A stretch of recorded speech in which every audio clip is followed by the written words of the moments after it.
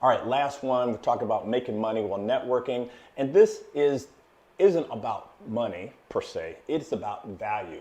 And one of the most valuable things I've gotten out of networking is the money. Yes, that's great because that pays the bills. I need that, don't get me wrong. But it's also some amazing friendships that I've made.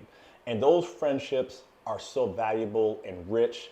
And those are the things that keep me fulfilled in between deals, in between work. And I have these amazing new relationships with people that I call friends from all walks of life, from continents all across the world, different cultures, different backgrounds. And that sometimes is what I need. So I definitely need to make money and create a living. That's important. But friendships are so valuable and they're so rare. And I've been so blessed with so many great people that have come into my life through networking. I am Kirk Barnes. Follow me for more. Check me out on YouTube. Always be networking.